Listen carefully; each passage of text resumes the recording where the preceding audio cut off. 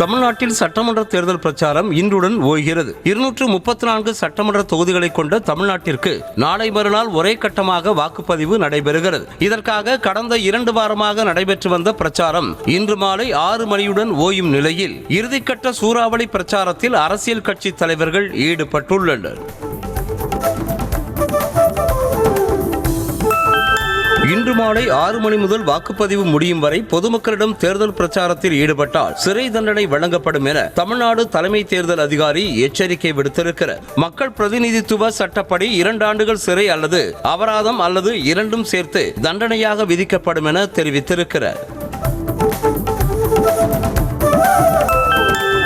தமிழ்நாட்டில் பிரச்சாரம் முடிந்ததும் அமலுக்கு வரும் விதிமுறைகள் என்னென்ன என்பது குறித்த பட்டியலை தேர்தல் அதிகாரி அர்ச்சனா பட்நாயக் வெளியிட்டார். அதன்படி தொகுதிக்கு சம்பந்தம் இல்லாதவர்கள் மாலை 6 மணிக்குள் வெளியேற வேண்டும் என்றும், வேட்பாளர்களுக்கு வழங்கப்பட்ட நட்சத்திர பேச்சாளர் அனுமதி, வாகன அனுமதி செல்லாது என்றும் அறிவிக்கப்பட்டுள்ளது. தமிழ்நாட்டில் தேர்தல் கண்காணிப்பு குழுக்களின் சோதனையில் 1212 கோடியே 74 லட்சம் ரூபாய் மதிப்பிலான பணம் மற்றும் பொருட்கள் பறிமுதல் செய்யப்பட்டுள்ளன. இதில் 495 கோடி ரூபாய் மதிப்பிலான பொருட்கள் உரிய ஆவணங்களை வழங்கியவர்களிடம் ஒப்படைக்கப்பட்டதாக தேர்தல் அதிகாரி அறிவித்துள்ளார். டெல்லி முன்னாள் முதலமைச்சர் அரவிந்த் கெஜ்ரிவாலுடன் சென்னையில் உள்ள தொகுதிகளில் முதலமைச்சர் மு க ஸ்டாலின் ரோட் ஷோ சென்றார். மக்களுக்கான திட்டங்கள் என்று வந்துவிட்டால் ஸ்டாலினுக்கு ஈகோ கிடையாது எனவும், அவர் போல் தலைவர் இல்லை எனவும் கெஜ்ரிவால் புகழாரம் சூட்டினார். தமிழகத்தில் என்டிஏ என்றால் அதிமுக பாஜக கூட்டணி கிடையாது என்றும், பாஜக மட்டுமே உள்ள நியூ டெல்லி அலையன்ஸ் என்றும் டெல்லி முன்னாள் முதலமைச்சர் அரவிந்த் கெஜ்ரிவால் விமர்சித்திருக்கிறார். சென்னையில் முதலமைச்சர் ஸ்டாலினுடன் பிரச்சாரம் மேற்கொண்ட அவர், தமிழ்நாட்டில் என்டிஏ கூட்டணி வெற்றி பெற்றால் திமுக கொண்டு வந்த திட்டங்கள் அனைத்தும் முடக்கப்படும் அபாயம் உள்ளதாக எச்சரித்தார். பாஜக வீழ்ச்சிக்கான கவுண்ட் டவுன் தொடங்கிவிட்டதாக முதலமைச்சர் மு க ஸ்டாலின் தெரிவித்திருக்கிறார். சென்னை துறைமுகம் தொகுதியில் போட்டியிடும் சேகர் பாபுவை ஆதரித்து பிரச்சாரம் மேற்கொண்ட அவர், கடந்த 12 ஆண்டுகளில் மத்திய பாஜக அரசு கொண்டு வந்த மசோதா முதல் முறையாக தோல்வியடைந்தது என்றால் அது தொகுதி மறுவரையறைதான் என பெருமிதம் தெரிவித்தார்.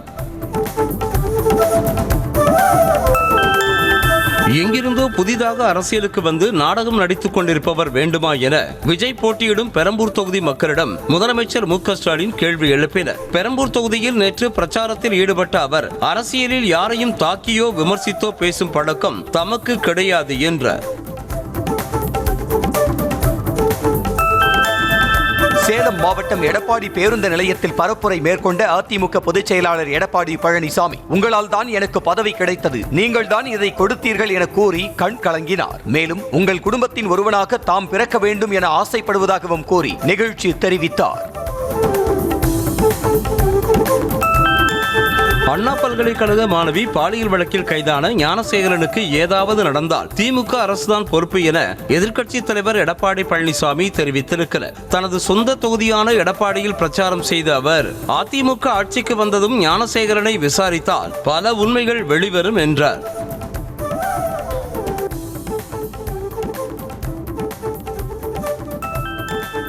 திமுக ஆட்சியில் கைத்தறி விசைத்தறி தொழில் நலிந்துவிட்டதாக எதிர்க்கட்சித் தலைவர் எடப்பாடி பழனிசாமி குற்றம் சாட்டினார். தனது எடப்பாடி தொகுதிக்குட்பட்ட ஜலகண்டாபுரத்தில் பரப்புரை மேற்கொண்ட அவர், திமுக ஆட்சியில் நெசவாளர்களுக்கு எந்த நன்மையும் கிடைக்கவில்லை என சாடினார். சட்டமன்ற தேர்தல் பிரச்சாரத்தின் நிறைவு நாளான இன்று சென்னை வில்லிவாக்கம் தொகுதியில் முதலமைச்சர் மு க ஸ்டாலின் பரப்புரையில் ஈடுபடுகிறார். தொடர்ந்து தனது சொந்த தொகுதியான கொளத்தூருக்கு உட்பட்ட பெரவள்ளூர் சதுக்கத்தில் நடைபெறும் பொதுக்கூட்டத்தில் உரையாற்றி பிரச்சாரத்தை நிறைவு செய்கிறார்.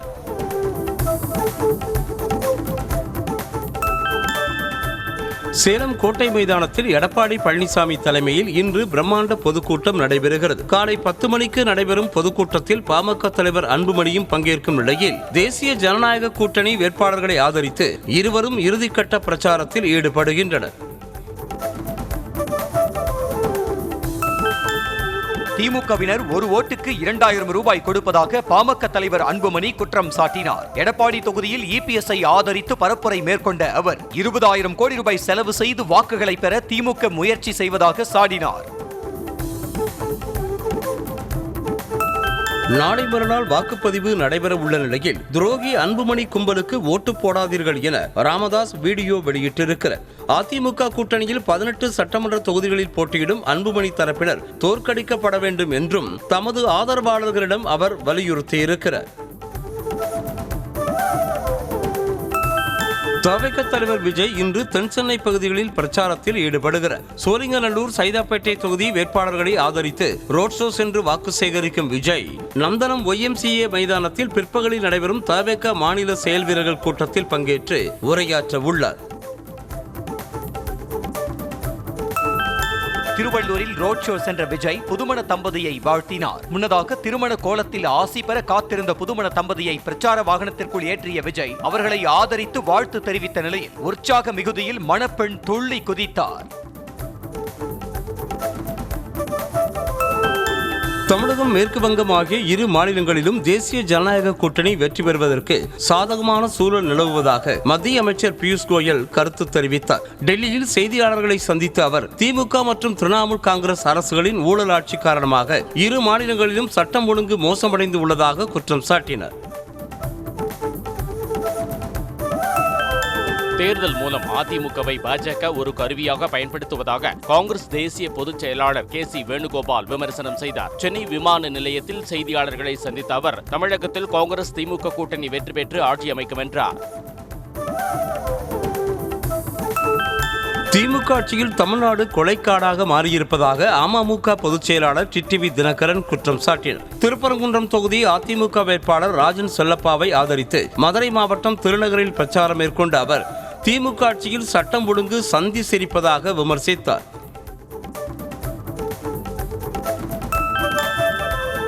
அதிமுக பொதுச் செயலாளர் EPS பிரச்சாரம் செய்ய தடை விதிக்க கோரி பெங்களூரு புகழேந்தி தாக்கல் செய்த மனுவை தள்ளுபடி செய்து சென்னை உயர்நீதிமன்றம் உத்தரவிட்டிருக்கிறது. பிரச்சாரத்தின் போது ஸ்டாலின் மற்றும் உதயநிதியை அவதூறாக பேசிய EPS மீது தகுந்த நடவடிக்கை எடுப்பதோடு அவரது பிரச்சாரத்திற்கும் தடை விதிக்க வேண்டும் என புகழேந்தி கேட்டுக் கொண்டிருந்தார். அண்ணா முத்துராமலிங்க தேவர் குறித்து அவதூறாக பேசியதாக அண்ணாமலைக்கு எதிராக சேலம் நீதிமன்றத்தில் நடைபெற்று வரும் வழக்கு விசாரணைக்கு இடைக்கால தடை விதித்து சென்னை உயர்நீதிமன்றம் உத்தரவிட்டுள்ளது. தனிநபர் புகாரை விசாரணைக்கு ஏற்கும் முன் மனுதாரர் தரப்பிடம் உரிய விளக்கத்தை பெறவில்லை என்பதால் வழக்கை ரத்து செய்ய வேண்டும் என அண்ணாமலை தரப்பில் வாதிடப்பட்டது. மயிலாடுதுறை அருகே VCK தலைவர் திருமாவளவன் பிரச்சார வாகனத்தின் மீது ஏறி அட்ராசிட்டியில் ஈடுபட்ட தொண்டர்களால் அவர் பாதியிலேயே பிரச்சாரத்தை நிறுத்திவிட்டு அங்கிருந்து செல்லும் நிலைமை ஏற்பட்டது. தொண்டர்களை கட்டுப்படுத்த முயன்ற அவரது பாதுகாவலர்கள் மற்றும் தொண்டர்களிடையே கடும் வாக்குவாதம் ஏற்பட்டது. சிவகாசி அருகே பட்டாசு ஆலை விபத்தில் உயிரிழந்தோரின் குடும்பத்திற்கு 5 லட்சம் ரூபாய் இழப்பீடு வழங்கப்படும் என மாவட்ட ஆட்சியர் தெரிவித்தார். உறவினர்களின் கோரிக்கைகள் குறித்து அவர்களிடம் கேட்டறிந்து நடவடிக்கைகள் எடுக்கப்படும் என ஆட்சியர் உறுதியளித்துள்ளார். தமிழ்நாட்டில் நேற்று 14 இடங்களில் வெயில் சதம் அடித்தது. அதிகபட்சமாக வேலூரில் 104.72 டிகிரி ஃபாரன்ஹீட் வெப்பம் கொளுத்தியது. இதேபோல மதுரை விமான நிலையம், ஈரோடு, மதுரை நகரம், திருப்பத்தூர் உள்ளிட்ட இடங்களிலும் 100 டிகிரி ஃபாரன்ஹீட்டை தாண்டி வெயில் சுட்டரித்தது. நெல்லை மாவட்டம் ராதாபுரம் தொகுதி திமுக வேட்பாளர் அப்பாவு வள்ளியூரில் பேரணியாக சென்று வாக்கு சேகரித்தார். கூட்டணி கட்சியினருடன் பஜார் பகுதிக்கு சென்ற அவர் அனைத்து கடை வியாபாரிகள் மற்றும் அரசு பேருந்தில் பயணித்த பயணிகளிடம் துண்டு பிரசுரங்களை கொடுத்து தனக்கு வாக்களிக்கும்படி கேட்டுக்கொண்டார். கன்னியாகுமரி தொகுதி அதிமுக வேட்பாளர் தளவாய் சுந்தரம் அந்த தொகுதிக்கு உட்பட்ட பல்வேறு பகுதிகளில் தீவிர வாக்கு சேகரிப்பில் ஈடுபட்டார். தர்மபுரம் ஊராட்சிக்குட்பட்ட பகுதிகளில் வாக்கு சேகரித்த அவருக்கு பட்டாசு வெடித்தும் சால்வை அணிவித்தும் தொண்டர்கள் உற்சாக வரவேற்பளித்தனர். சென்னை சைதாப்பேட்டை சட்டமன்ற தொகுதியில் போட்டியிடும் அமைச்சர் மா சுப்பிரமணியனை ஆதரித்து திமுக MP கனிமொழி கருணாநிதி பரப்புரை மேற்கொண்டார். அப்போது பேசிய அவர் திமுக தேர்தல் அறிக்கை தயாரிப்பு பணியில் தமக்கு பெரிய சவாலாக இருந்தது என்னவென்றால் இதுவரை முதலமைச்சர் செய்யாத ஒரு திட்டத்தை கண்டுபிடித்து செய்வது என கூறினார். விழுப்புரம் மாவட்டம் திண்டிவனம் சட்டமன்ற தொகுதியில் போட்டியிடும் VCK வேட்பாளர் வன்னியரசு அந்த தொகுதிக்கு உட்பட்ட பகுதிகளில் சூறாவளி பிரச்சாரம் மேற்கொண்டு பானை சின்னத்திற்கு வாக்கு சேகரித்தார். வன்னியரசுவின் வெற்றி தொகுதி மக்களுக்கான வெற்றி என்று நடிகர் சத்யராஜ் ஆதரவு தெரிவித்தார். அதேபோல நடிகை லட்சுமி ராமகிருஷ்ணனும் வன்னியரசுக்கு ஆதரவு தெரிவித்தார். தருமபுரி தொகுதி பாமக வேட்பாளர் சௌமியா அன்புமணியை ஆதரித்து அவரது 2 மகள்கள் தீவிர பிரச்சாரத்தில் ஈடுபட்டனர். நத்தகள்ளி கிராமத்தில் பரப்புரை மேற்கொண்ட அவர்களுக்கு மலர் தூவி வரவேற்பு அளிக்கப்பட்டது. அப்போது மக்கள் முன்னிலையில் பேசிய சௌமியாவின் மகள் தருமபுரியின் வளர்ச்சிக்காக தமது தாய் பல்வேறு நலத்திட்டங்களை வைத்திருப்பதாக கூறினார். விசிக தலைவர் திருமாவளவனும் நாத்தக ஒருங்கிணைப்பாளர் சீமானும் திமுகவின் ஊதுகுழலாக செயல்படுவதாக திருப்பரங்குன்றம் தொகுதி தாவேக வேட்பாளர் சிடிஆர் நிர்மல்குமார் குற்றம் சாட்டியுள்ளார். மதுரை மாவட்டம் திருப்பரங்குன்றத்தில் செய்தியாளர்களிடம் பேசிய அவர் திருமாவளவனும் சீமானும் தங்களின் தனித்துவத்தை முழுமையாக இழந்துவிட்டதாக சாடினார். வேலூர் மாவட்டம் காட்பாடி தொகுதியில் போட்டியிடும் திமுக வேட்பாளர் துரைமுருகன் காட்பாடி தொகுதிக்கு உட்பட்ட பொன்னை, கிருஷ்ணாபுரம் மற்றும் டிஎஸ் பள்ளி உள்ளிட்ட 10க்கும் மேற்பட்ட கிராம பகுதிகளில் உதயசூரியன் சின்னத்திற்கு வாக்கு சேகரித்தார். தமிழ்நாட்டின் வளர்ச்சியைக் கண்டு டெல்லியில் உள்ளவர்களுக்கு வயிற்றெரிச்சல் ஏற்பட்டிருப்பதாக மக்கள் நீதி மய்யம் தலைவரும் மாநிலங்களவை உறுப்பினருமான கமல்ஹாசன் கூறியிருக்கிறார். திருவெரும்பூர் தொகுதியில் 3வது முறையாக போட்டியிடும் அமைச்சர் அன்பில் மகேஷ் பொய்யாமொழியை ஆதரித்து கமல் தீவிர பிரச்சாரத்தில் ஈடுபட்டார். திருப்பத்தூர் மாவட்டம் ஜோலார்பேட்டை தொகுதியில் போட்டியிடும் அதிமுக வேட்பாளர் KC வீரமணி 2016 முதல் 2020 ஆண்டு வரையிலான அதிமுக ஆட்சியில் வேகமாக வளர்ந்த திருப்பத்தூர் மாவட்டம் கடந்த திமுக ஆட்சியில் பின்தங்கியுள்ளதாக குற்றம் சாட்டினார். தேனி மாவட்டம் போடிநாயக்கனூர் சட்டமன்ற தொகுதியில் போட்டியிடும் திமுக வேட்பாளர் ஓ பன்னீர்செல்வம் தொகுதிக்கு உட்பட்ட பல்வேறு பகுதிகளில் வாகனத்தில் சென்று வாக்கு சேகரிப்பில் ஈடுபட்டார். அப்போது வழிநெடுகிலும் நின்ற திமுக தொண்டர்கள் ஆளுயர மாலை அணிவித்து உற்சாகமாக வரவேற்றனர். சென்னை வேளச்சேரி தொகுதியில் போட்டியிடும் அதிமுக வேட்பாளர் அசோக் வாகனத்தில் சென்று தீவிர வாக்கு சேகரிப்பில் ஈடுபட்டார். திருவான்மியூரில் கூட்டணி கட்சியினருடன் சென்று இரட்டை இலை சின்னத்திற்கு வாக்கு சேகரித்த அவருக்கு தொண்டர்கள் பட்டாசு வெடித்தும் ஆரத்தி எடுத்தும் உற்சாகமாக வரவேற்பளித்தனர்.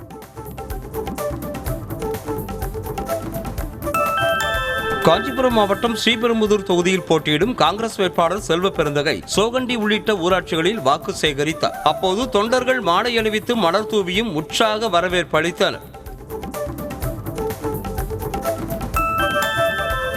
மகளிர் சட்ட மசோதா தோல்வியை முதலமைச்சர் வெடிவெடித்து கொண்டாடுவதாக குற்றம் சாட்டிய பாஜக மாநில துணைத் தலைவர் குஷ்பு முதலமைச்சரின் வீட்டில் உள்ள பெண்களுக்கு ஒரு நியாயம் சாமானிய பெண்களுக்கு ஒரு நியாயமா என கேள்வி எழுப்பியுள்ளார். மதுரையில் பேட்டியளித்த அவர் திமுகவிற்கும் காங்கிரசுக்கும் தேர்தலில் மக்கள் சரியான பாடம் புகட்டுவார்கள் என்றார். கரூர் தொகுதியில் போட்டியிடும் அதிமுக வேட்பாளர் MR விஜயபாஸ்கரை ஆதரித்து திரைப்பட நடிகை விந்தியா தேர்தல் பரப்புரை மேற்கொண்டார். அப்போது பேசிய அவர் முன்பெல்லாம் கரூர் என்றால் தொழில் நகரம் என்று கூகுள் காட்டும் என்றும் தற்போது 10 ரூபாய் பாலாஜி, 5 கட்சி அமாவாசை உள்ளிட்ட பெயர்களை காட்டுவதாகவும் செந்தில் பாலாஜியை கடுமையாக விமர்சித்தார். கடலூர் மாவட்டம் விருத்தாச்சலம் சட்டமன்ற தொகுதியில் போட்டியிடும் தேமுதிக பொதுச் செயலாளர் பிரேமலதா விஜயகாந்திற்கு ஆதரவாக கட்சி நிர்வாகிகள் வீடு வீடாக சென்று வாக்கு சேகரித்தனர். கடலூர் மாவட்டம் சிதம்பரம் தொகுதியில் திமுக கூட்டணியில் போட்டியிடும் மனிதநேய ஜனநாயக கட்சி வேட்பாளர் தமிமுன் அன்சாரி அந்த தொகுதிக்கு உட்பட்ட பகுதிகளில் உதயசூரியன் சின்னத்திற்கு வாக்கு சேகரித்தார். அப்போது கூட்டணி கட்சி தொண்டர்கள் மேளதாளங்கள் முழங்க நடனமாடி சால்வை அணிவித்து உற்சாகமாக வரவேற்றனர். தூத்துக்குடி மாவட்டம் ஸ்ரீவைகுண்டம் சட்டமன்ற தொகுதியில் போட்டியிடும் தாவேக வேட்பாளர் VG சரவணன் தனது ஆதரவாளர்களுடன் பரப்புரை மேற்கொண்டார். ஏரல் கடை வீதிகளில் நூற்றுக்கணக்கான தாவேக தொண்டர்கள் புடைசூழ வாக்கு சேகரித்த அவருக்கு மாலை அணிவித்தும் வேல் பரிசாக வழங்கியும் வரவேற்பளிக்கப்பட்டது. தூத்துக்குடி மாவட்டம் திருச்செந்தூர் சட்டமன்ற தொகுதியில் போட்டியிடும் தாவேக வேட்பாளர் JKR முருகன் திருச்செந்தூர் கடற்கரை பூங்காவை உலகத்தரம் வாய்ந்த நவீன தரத்திற்கு மாற்றுவேன் என்றும் கடற்கரையில் பெண்கள் உடற்பயிற்சி செய்வதற்கு தனியாக அரங்கம் அமைத்து தரப்படும் என்றும் வாக்குறுதி கொடுத்துள்ளார்.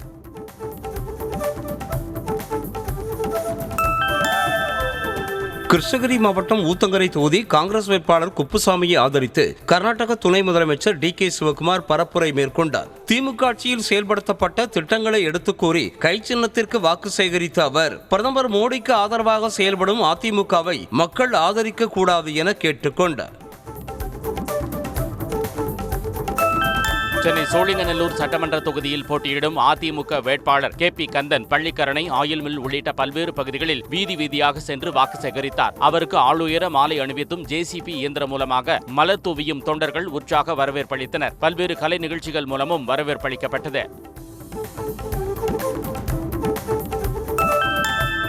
நாகை மாவட்டம் வேதாரண்யத்தில் நாம் தமிழர் கட்சி பெறப்போகும் வெற்றி தமிழ்நாடை திரும்பி பார்க்கும் வகையில் அமையும் என அக்கட்சியின் வேட்பாளர் இடும்பாவனம் கார்த்திக் நம்பிக்கை தெரிவித்திருக்கிறார். திமுக மற்றும் அதிமுகவிற்கு மாற்று சக்தியாக உருவெடுத்துள்ள நாம் தமிழர் கட்சிக்கு வாக்களிக்க மக்கள் முடிவு செய்துவிட்டதாகவும் அவர் கூறினார். தமிழ்நாட்டு மக்கள் யாருக்கும் மத்திய அமைச்சர் பியூஷ் கோயலை தெரியாது என்றும் அவர் வடநாட்டு சேட்டு என மக்கள் நினைத்துக் கொண்டிருப்பதாகவும் காங்கிரஸ் MP கார்த்தி சிதம்பரம் விமர்சித்திருக்கிறார். சிவகங்கை மாவட்டம் சிங்கம்புணரியில் செய்தியாளர்களை சந்தித்த அவர் முழுக்க முழுக்க தமிழ்நாட்டுக்கு விரோதமான கட்சிதான் பாஜக என சாடினார்.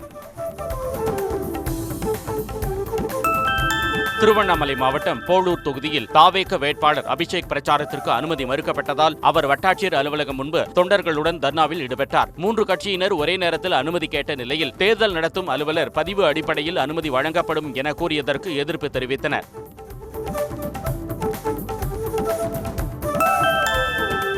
காரைக்குடியில் MP கார்த்தி சிதம்பரம் அலுவலகத்தில் இருந்த 13,40,000 ரூபாய் பணத்தை பறக்கும் படையினர் கைப்பற்றிய போது காங்கிரசார் அந்த பணத்தை பறித்துக் கொண்டு தப்பி ஓடியதால் பரபரப்பு ஏற்பட்டது. MP கார்த்தி சிதம்பரம் அலுவலகத்தில் பணம் பட்டுவாடா செய்வதாக வந்த தகவலின் பேரில் தேர்தல் கண்காணிப்பு குழு அதிகாரி தர்மலிங்கம் தலைமையிலான பறக்கும் படையினர் அங்கு சென்று சோதனை செய்தபோது பணம் இருந்தது கண்டுபிடிக்கப்பட்டது. ஈரோடு மாவட்டம் மொடக்குறிச்சி சட்டமன்ற தொகுதிக்கு உட்பட்ட பகுதியில் பாஜக பிரமுகர் உரிய ஆவணங்களின்றி காரில் எடுத்துச் சென்ற 90 லட்சம் ரூபாயை தேர்தல் பறக்கும் படையினர் பறிமுதல் செய்தனர். பணத்தை எடுத்துச் சென்ற கட்டுமான ஒப்பந்ததாரர் அரவிந்தன் மொடக்குறிச்சி தொகுதி பாஜக MLA சரஸ்வதியின் உறவினர் என்பது குறிப்பிடத்தக்கது.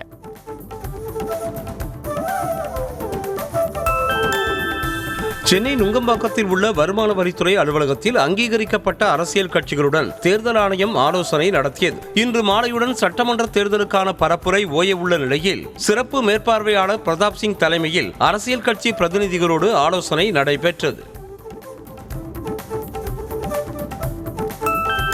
நீலகிரி மாவட்டம் குன்னூர் தொகுதி அதிமுக வேட்பாளர் சாந்திராமு மீதான முத்திரைத்தாள் மோசடி வழக்கு குறித்து பேசிய திமுக உறுப்பினரை தாக்க முயன்ற அதிமுகவினரால் பரபரப்பு ஏற்பட்டது. முத்திரைத்தாள் மோசடி வழக்கு மாவட்ட நீதிமன்றத்தில் நடைபெற்று வரும் நிலையில் தேர்தல் பிரச்சாரத்தின் போது இந்த வழக்கை பற்றி திமுகவின் சிவாஜி பேசிய போது தாக்குதல் முயற்சி நடந்திருக்கிறது.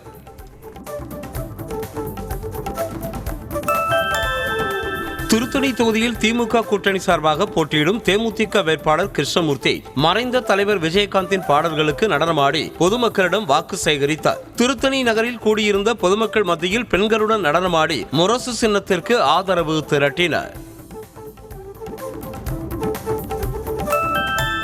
கள்ளக்குறிச்சி மாவட்டம் ரிஷிவந்தியம் தொகுதியில் வாக்கு சேகரித்த திமுக வேட்பாளர் வசந்தம் கார்த்திகேயனுக்கு மாலை அணிவித்து அப்பகுதி மக்கள் உற்சாக வரவேற்பு அளித்தனர். அப்போது சால்வை அணிவித்த மாற்றுத்திறனாளி இளைஞர் கார்த்திகேயன் மீண்டும் MLA ஆக வேண்டும் என வாழ்த்து கூறினார்.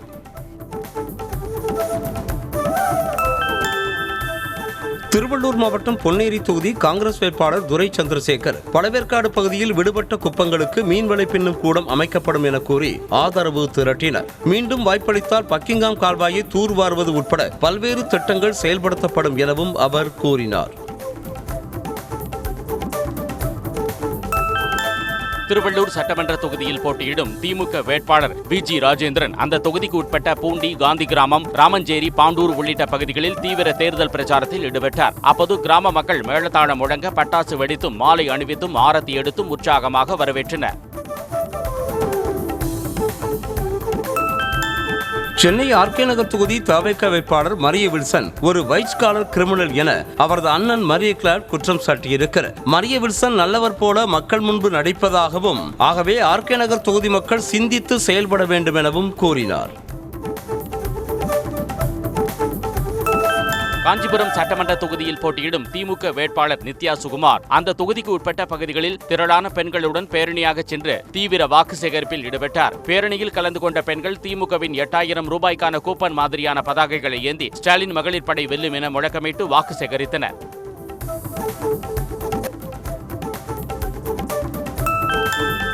வேலூரில் பூத் ஸ்லிப் வழங்கவில்லை என கூறி வட்டாட்சியர் அலுவலகத்தை முற்றுகையிட்டு மக்கள் போராட்டத்தில் ஈடுபட்டனர். வசந்தபுரம், சின்ன அல்லாபுரம் உள்ளிட்ட பகுதி மக்களுக்கு இன்னும் பூத் ஸ்லிப் வழங்கப்படவில்லை என கூறப்படுகிறது. இதனால் ஆத்திரமடைந்த மக்கள் நடவடிக்கை எடுக்க கோரி வட்டாட்சியர் அலுவலகத்தை முற்றுகையிட்டனர்.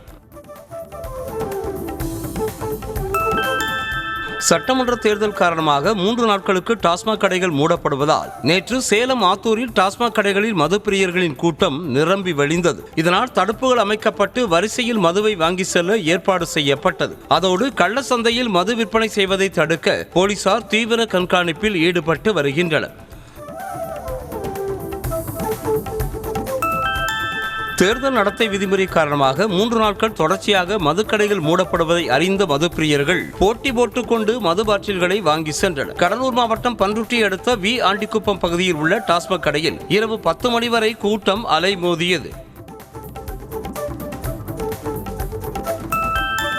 மதுரை மாவட்டம் தும்பைப்பட்டியில் சட்டவிரோதமாக பதுக்கி வைத்திருந்த சுமார் 4.5 லட்சம் ரூபாய் மதிப்புடைய 3000 மது பாட்டில்களை போலீசார் பறிமுதல் செய்தனர். தேர்தலை முன்னிட்டு மதுக்கடைகள் மூடப்பட்ட நிலையில் அதனை பயன்படுத்தி கள்ள சந்தையில் விற்பனை செய்ய திட்டமிட்டிருந்ததை கண்டுபிடித்த போலீசார் சரவணன் என்பவரை கைது செய்தனர். நாமக்கல் மாவட்டம் திருச்செங்கோடு அருகே பட்டா நிலத்தை ஆக்கிரமித்து சாலை அமைப்பதாக அதிகாரிகளை கண்டித்து வாக்காளர் அட்டைகளை ஒப்படைக்கும் போராட்டத்தில் கிராம மக்கள் ஈடுபட்டனர். முனசி முனியப்பன் பாளையம் பகுதியில் தகன மேடை அமைக்கப்பட்டுள்ளது. இந்த மயானத்திற்கு செல்ல அங்குள்ள பட்டா நிலத்தை ஆக்கிரமித்து அதிகாரிகள் சாலை அமைப்பதாக கூறப்படுகிறது. திருப்பத்தூர் மாவட்டம் வெங்கடாபுரத்தில் ஓட்டுக்கு பணம் கொடுக்க முயன்ற திமுக நிர்வாகிகள் மீது கிராம மக்கள் தாக்குதல் நடத்தினர். நாளை மறுநாள் வாக்குப்பதிவு நடைபெற உள்ள நிலையில் திமுக நிர்வாகிகள் சிலர் வீடு வீடாக சென்று பணப்பட்டுவாடா செய்து வருவதாக புகார் எழுந்திருக்கிறது. சேலம் மாவட்டம் மேட்டூரில் மது போதையில் முதியவரை அடித்து கொலை செய்த கும்பலை போலீசார் தேடி வருகின்றனர். நாட்டாமங்கலம் பகுதியைச் சேர்ந்த ராஜேந்திரன் ஆவின் பாடகத்தில் தேநீர் அருந்திய போது அங்கு சென்ற கும்பல் சிகரெட் பிடித்து புகையை அவர் மேல் ஊதியதாக தெரிகிறது. இதனை தட்டி கேட்டதால் ஆத்திரமடைந்த கும்பல் கூல்ட்ரிங்க்ஸ் பாட்டிலால் அவரை தாக்கியது. திருவண்ணாமலை மாவட்டம் ஆரணி அருகே ஓய்வு பெற்ற ஆசிரியர் வீட்டில் 30 லட்சம் ரூபாய் பணத்தை கொள்ளையடித்த 2 இளைஞர்களை போலீசார் கைது செய்தனர். கொள்ளை நடந்த இடத்தில் பதிவான செல்போன் சிக்னலை வைத்து ஆராய்ந்ததில் வெட்டியாந்தோலுவம் கிராமத்தைச் சேர்ந்த கார்த்திக் மற்றும் அவனுக்கு உடந்தையாக இருந்த தமிழ்ச்செல்வன் ஆகியோரை போலீசார் பிடித்தனர். அழகர் ஆற்றில் இறங்கும் மதுரை சித்திரை திருவிழாவில் மொத்தம் எத்தனை மண்டகப்படிகள் உள்ளன என்பது குறித்த விவரங்களை அறிக்கையாக தாக்கல் செய்ய உயர்நீதிமன்ற மதுரை கிளை உத்தரவிட்டுள்ளது. மண்டகப்படிகள் மற்றும் எழுந்தருளல் நிகழ்வுகளில் நிலவும் சாதிய அடையாளங்களை நீக்கி சமூக நல்லிணக்கத்தை நிலைநாட்ட உத்தரவிடக் கோரிய மனு மீது நீதிமன்றம் உத்தரவிட்டிருக்கிறது. விஜய் சங்கீதா விவாகரத்து வழக்கு விசாரணை ஜூன் 15ஆம் தேதிக்கு செங்கல்பட்டு குடும்ப நல நீதிமன்ற நீதிபதி சசிகலா ஒத்திவைத்தார். இருதரப்பு வழக்கறிஞர்களும் ஆஜராகி விசாரணையை ஒத்திவைக்க வேண்டும் என நீதிபதியிடம் முறையிட்ட நிலையில் ஒத்திவைக்கப்பட்டது. விசாரணையின் போது காணொலி வாயிலாக ஆஜராக விஜய் மனு அளித்துள்ளார். 3 நாட்கள் பயணமாக இந்தியா வந்திருக்கும் தென்கொரிய அதிபர் லீ ஜே-மியுங்கிற்கு குடியரசுத் தலைவர் மாளிகையில் உற்சாக வரவேற்பு அளிக்கப்பட்டது. இதனையடுத்து இரு நாடுகளுக்கும் இடையிலான வர்த்தகம், உள்கட்டமைப்பு, டிஜிட்டல் ஒத்துழைப்பு, சிறு மற்றும் நடுத்தர தொழில் நிறுவனங்கள், கல்வி, ஆராய்ச்சி உள்ளிட்ட பல்வேறு துறைகள் குறித்து முக்கிய ஆலோசனையில் ஈடுபட்டனர்.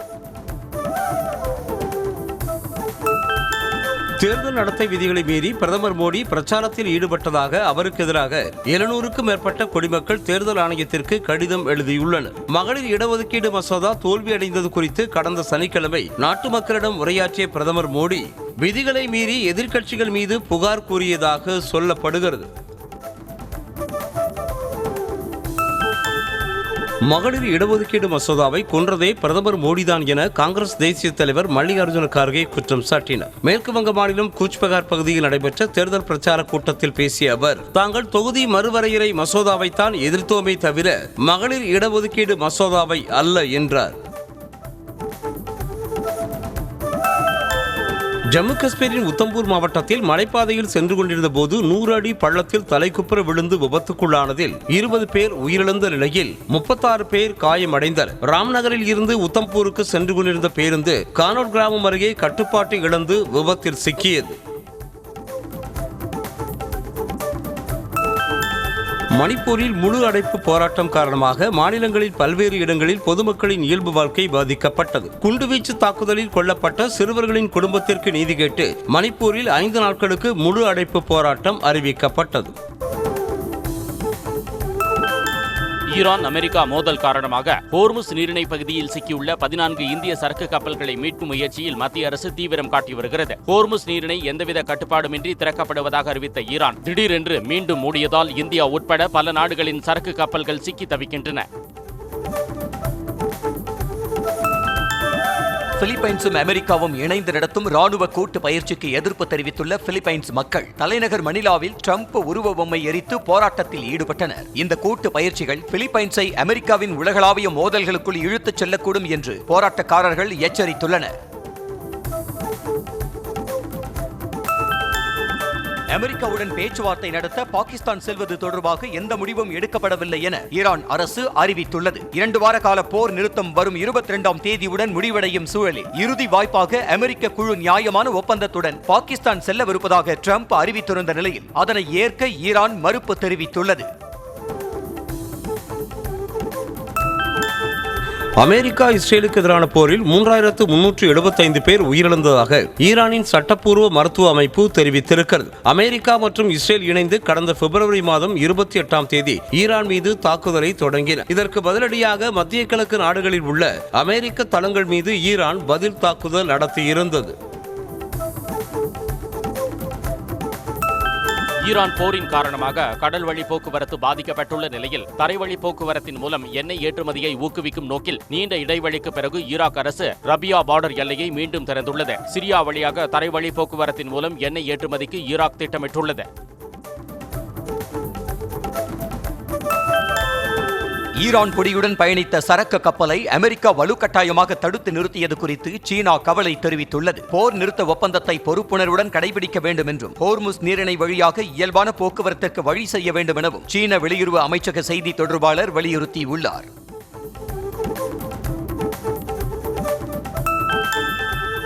மத்திய கிழக்கு நாடுகளில் ஏற்பட்ட போர் எதிரொலியாக தென்னாப்பிரிக்காவுக்கு செல்லும் சுற்றுலா பயணிகளின் எண்ணிக்கை வெகுவாக குறைந்துள்ளதால் அங்குள்ள சுற்றுலா தலங்கள் வெறிச்சோடி காணப்படுகின்றன. வளைகுடா நாடுகளைச் சேர்ந்தவர்களின் வருகை குறைந்துள்ளதால் தொழில் கடுமையாக பாதிக்கப்பட்டுள்ளதாகவும் சுற்றுலா வழிகாட்டி வேதனையோடு தெரிவித்தார். ஈரான் மற்றும் லெபனான் உடனான போர் காரணமாக உயிர் நீத்த வீரர்களுக்கு இஸ்ரேலின் நாடு தழுவிய நினைவு தினம் அனுசரிக்கப்பட்டது. ஜெருசலேமில் சைரன் ஒலிக்கு மத்தியில் அதிபர் ஐசக் ஹெர்சாக் மற்றும் ராணுவ தளபதி உள்ளிட்டோர் மெழுகுவர்த்தி ஏந்தி வீரர்களுக்கு அஞ்சலி செலுத்தினர். ஐபிஎல் தொடரின் 30வது லீக் போட்டியில் குஜராத் டைட்டன்ஸ் அணியை வீழ்த்தி மும்பை இந்தியன்ஸ் அணி அபார வெற்றி பெற்றது. முதலில் பேட்டிங் செய்த மும்பை அணி 20 ஓவர்களில் 5 விக்கெட்டுகள் இழப்பிற்கு 199 ரன்களை குவித்தது. 200 ரன்கள் எடுத்தால் வெற்றி என்ற இலக்கோடு களமிறங்கிய குஜராத் அணி 15.5 ஓவர்களில் 100 ரன்களுக்கு ஆல் அவுட் ஆனது. மும்பை இந்தியன்ஸ் அணியின் வேகப்பந்து வீச்சாளர் பும்ரா நடப்பு ஐபிஎல் தொடரில் முதல் விக்கெட்டை வீழ்த்தியிருக்கிறார். கடந்த 5 போட்டிகளில் விக்கெட் எதுவும் வீழ்த்தவில்லை என்பதால் அவரின் ஃபார்ம் குறித்து கேள்வி எழுந்தது. இந்த நிலையில் நேற்றைய போட்டியில் முதல் பந்திலேயே குஜராத் அணியின் சாய் சுதர்சன் விக்கெட்டை கைப்பற்றினார்.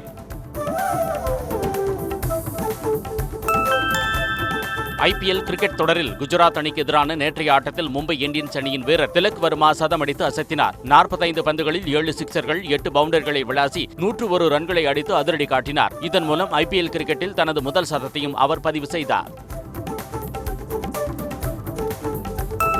ஐபிஎல் கிரிக்கெட் தொடரில் நேற்றைய போட்டியில் வெற்றி பெற்றதன் மூலம் புள்ளிப்பட்டியலில் மும்பை இந்தியன்ஸ் அணி 7வது இடத்திற்கு முன்னேறியிருக்கிறது. அதே சமயம் போட்டியில் தோல்வியடைந்த குஜராத் டைட்டன்ஸ் அணி தொடர்ந்து 6வது இடத்தில் உள்ளது. இந்த பட்டியலில் பஞ்சாப் கிங்ஸ் அணி முதலிடத்திலும் கொல்கத்தா அணி கடைசி இடத்திலும் உள்ளன. ஐபிஎல் கிரிக்கெட் தொடரின் 31வது லீக் போட்டியில் ஹைதராபாத் டெல்லி அணிகள் இன்று பல பரீட்சை நடத்துகின்றன. ஹைதராபாத்தில் உள்ள ராஜீவ்காந்தி மைதானத்தில் இரு அணிகளும் இரவு 7:30 மணிக்கு மோதுகின்றன. இந்த போட்டியில் வெற்றி பெறும் அணி 4வது இடத்திற்கு முன்னேறும் என்பதால் எதிர்பார்ப்பு எழுந்திருக்கிறது.